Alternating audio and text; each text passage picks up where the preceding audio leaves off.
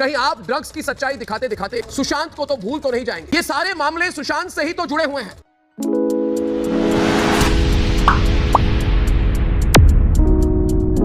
सुशांत राजपूत वाला मामला जो पिछले 3 साल से चल रहा है, इस पूरे मामले में कई सारे लोगों ने जांच करी।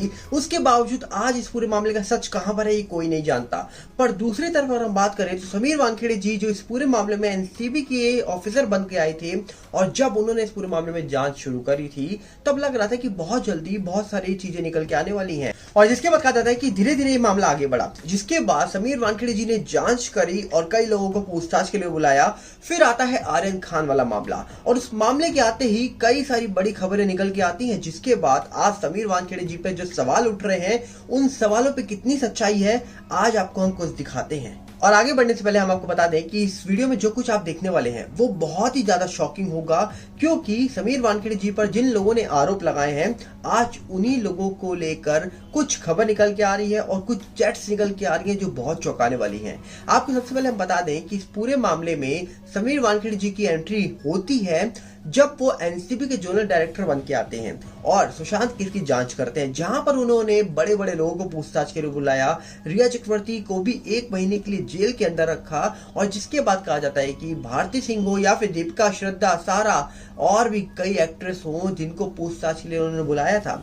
पर आखिरकार उन लोगों को क्लीन चिट कैसे मिल गई, जबकि उनके फोन जांच के लिए गए हुए थे और उस फोन में से कई सारी चैट्स भी मिली थी। उसके बावजूद कोई भी खबर उसमें नहीं निकल के आई और धीरे धीरे सीबीआई इस पूरे मामले की जांच कर रही थी, सुशांत सिंह राजपूत वाले मामले की, और उस मामले में भी धीरे धीरे जांच कहां चली गई ये किसी को नहीं पता। पर लोग आज भी इंतजार कर रहे हैं कि कब उस पूरे मामले में भी कुछ निकल के आएगा। पर फिर एंट्री होती है आर्यन खान वाले मामले की। आर्यन खान वाले मामले की शुरुआत कहां से होती है? बोला जाता है कि जब क्रूज में छापेमारी की गई थी तब कई लोगों को गिरफ्तार किया गया था, जिसमें शाहरुख खान के बेटे आर्यन खान भी थे। और अब एक चैट निकल के आ रही है। इस चैट में दावा हो रहा है कि ये चैट समीर वानखेड़े जी ने खुद ही पेश करी है दिल्ली हाई कोर्ट में और इस चैट में उन्होंने एक एक स्टेप लिया है जब इस पूरे मामले में आर्यन खान को गिरफ्तार करने से लेकर उनके खिलाफ जो भी कार्रवाई की है उस पूरे मामले में जो भी उन्होंने स्टेप लिया है वो सारी खबरें उन्होंने अपने सीनियर मतलब एनसीबी के डीजी हो या फिर एनसीबी के डीडीजी हो सबको शेयर करी थी। और इसका सबूत उन्होंने देते हुए कहा जा रहा है कि उन्होंने एक चैट रिवील कर दी है और इस चैट में करीब कई सारे पन्ने निकल के आ रहे हैं जिसमें बहुत सारी चौंकाने वाली खबर है। पर आपको इसी के बीच बता दें, समीर वानखेड़े जी के ऊपर पहले आरोप लगा था कि उन्होंने 25 करोड़ रुपए मांगे शाहरुख खान से उनके बेटे को छोड़ने के लिए। उसके बाद उनके ऊपर कई लोगों ने और आरोप लगा दिए। पर इसी के बीच कहा जा रहा है कि जो चैट सामने निकल के आ रही है उस चैट को बताने से पहले हम आपको बता दें कि सीबीआई ने भी कल उनको पूछताछ के लिए बुलाया था और सीबीआई के दफ्तर सुबह 10:30 बजे वो पहुंच चुके थे, जिसके बाद कहा जाता है कि करीब 2 बजे तक पूछताछ हुई। उसके बाद फिर उनको लंच ब्रेक मिला, जिसके बाद फिर से पूछताछ शुरू हुई और लगभग 4:30 बजे पूछताछ खत्म हो गई है, जिसमें दावा यह हो रहा है कि पूछताछ में यही सारी चीजें निकल के आई होंगी कि किस तरीके से इस पूरे मामले में समीर वानखेड़े जी का नाम निकल के आ रहा है। अब आपको हम हर चीज डिटेल में बताते हैं। एक चैट निकल के आ रही है सामने। इस चैट में दावा हो रहा है कि समीर वानखेड़े जी ने इस पूरे मामले में जो कार्रवाई करी, जब आर्यन खान को गिरफ्तार किया गया तो कहा जा रहा है कि उन्होंने अपने सीनियर से कहा था कि मुझे सिर्फ जुडिशियल कस्टडी चाहिए, हमको पुलिस कस्टडी की जरूरत नहीं है। पर कहा जा रहा है कि इस पूरे चैट में लिखा हुआ है कि उनके जो सीनियर थे उन्होंने बोला कि पुलिस कस्टडी की मांग करो, जुडिशियल कस्टडी की नहीं, और एक स्ट्रॉन्ग केस बनाना। अगर आपको सीनियर कोई कुछ बोलेगा तो डेफिनेटली आप उस सीनियर की बात सुनोगे और जैसा वो बोलेंगे वैसा करेंगे। और ये सारे सबूत उन्होंने चैट में पेश किए हैं, जिसमें कहा जा रहा है कि अब उनके ऊपर जो एनसीबी के डीडीजी हैं उन्होंने कह दिया कि इस पूरे मामले में जो कार्रवाई की गई है उसके बारे में हमको तो कुछ नहीं बताया गया था। खुद ही समीर वानखेड़े जो है, जो उस समय इन्वेस्टिगेशन ऑफिसर थे, उन्होंने ही सारी कार्रवाई करी है, हमको तो इस पूरे मामले में कुछ पता नहीं है। पर समीर वानखेड़े जी ने जब से ही कहा जा रहा है कि इस चैट को रिवील करा है, इस चैट में कई सारे लोगों की पोल खुलने वाली है। ऐसा मैं इसलिए बोल रहा हूं क्योंकि इस चैट में बहुत सारी बातें लिखी हुई हैं। बोला जा रहा है कि आर्यन खान को छोड़ने के लिए या फिर उनको क्लीन चिट देने की ऑर्डर्स क्या किसी और ने दिए थे? क्या उनको क्लीन चिट किसी और ने दिलवाई है? क्या डील किसी और ने की है? नाम समीर वानखेड़े जी का आ रहा है। क्या है इस पे सच्चाई? क्योंकि कहा जा रहा है कि इस चैट में कई सारी बातें निकल के आ रही हैं। इस चैट में कहा जा रहा है कि आर्यन खान जिस क्रूज पार्टी में पकड़े गए थे उस क्रूज पार्टी में करीब कहा जा रहा है कि जो टिकट बेची जा रही थी वो आर्यन के नाम से बेची जा रही थी और उस क्रूज पार्टी की टिकट 3 लाख रुपए बताई जा रही थी। और जो इस चैट में लिखा हुआ है कि उस क्रूज पार्टी से जो कुछ बरामद हुआ था उसमें साफ साफ इस चैट में लिखा हुआ है एक ड्रग्स बरामद हुई, जो ड्रग्स ऐसी है कि उसको लेने के बाद आप घंटों तक बहुत कुछ कर सकते हो किसी के साथ। अब आप समझ सकते हैं कि मैं क्या बोलना चाहता हूँ। और कहा जा रहा है कि इस क्रूज पार्टी की टिकट इतनी महंगी इसलिए थी क्योंकि उस क्रूज पार्टी में गर्ल्स भी थी और गर्ल्स मिलती भी थी। अब सवाल ये उठता है कि ये सब बातें चैट में लिखी हुई हैं, तो सवाल बहुत बड़ा अपने आप उठ रहा है कि उस क्रूज पार्टी में ऐसा चल क्या रहा था। क्या उसमें सप्लाई की जा रही थी, मतलब जो वहां 3 लाख रुपए टिकट लेके जाता उसको इन सब चीजों की फैसिलिटी दी जाती। और ड्रग्स ऐसी थी कि वो ड्रग्स लेकर वो घंटों तक करता। अब क्या करता ये मुझे आपको बताने की जरूरत नहीं है। और ये सब बातें कहा जा रहा है कि साफ साफ उस चैट में लिखी हुई हैं। और इसके बाद कहा जा रहा है कि जो समीर वानखेड़े जी है उन्होंने एक एक जानकारी जब अपने डीटीजी और या फिर डीजी को दी थी, उस चैट में सब मेंशन किया गया है, तो उन्होंने शाहरुख खान से जो उनकी बात हुई है उसके बारे में भी बताया होगा। पर उसके बारे में क्या उस सब बातों को रिकॉर्ड में लिया गया? अगर रिकॉर्ड में लिया जाता तो स्ट्रॉन्ग केस बहुत ज्यादा बन जाता और ये स्ट्रॉन्ग केस आज समीर वानखेड़े जी को इतने बड़े आरोप लगने से बचा लेता। और वहीं पे कहा जा रहा है कि समीर वानखेड़े जी ने डेफिनेटली सीबीआई को यही बोला होगा कि अगर हम गलत थे तो फिर कोर्ट डिसीजन लेता।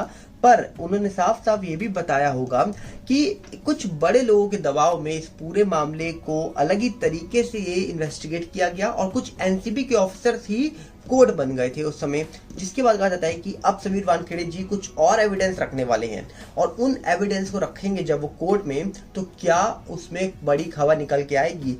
जहां पर कहा जा रहा है कि जो इस पूरे मामले में एनसीबी के डीडीजी थे ज्ञानेश्वर सिंह जी, उनके ऊपर भी पहले समीर वानखेड़े जी ने एक आरोप लगाया था कि उनको कहीं ना कहीं प्रताड़ित किया जाता है।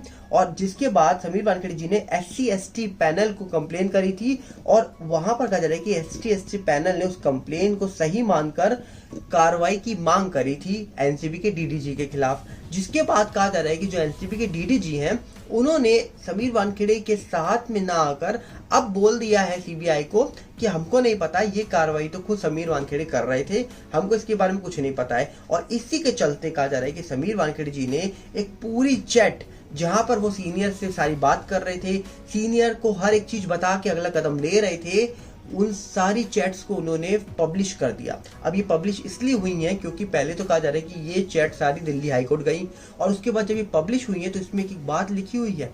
अब सवाल ये उठता है कि आखिरकार क्यों समीर वानखेड़े जी को फंसाया जा रहा है। सवाल ये उठता है कि आखिरकार किसने उनको फंसाने के लिए बोला है, क्योंकि अब इस पूरे मामले की जांच तो सीबीआई कर रही है। इस पूरे मामले में जो कुछ भी नतीजा निकल के आएगा वो तो तभी निकल के आएगा जब सीबीआई इस पूरे मामले की जांच कर लेगी। पर अभी फिलहाल कहा जा रहा है कि इस पूरे मामले में सीबीआई जांच कर रही है और सीबीआई समीर वानखेड़े जी से पूछताछ कर चुकी है।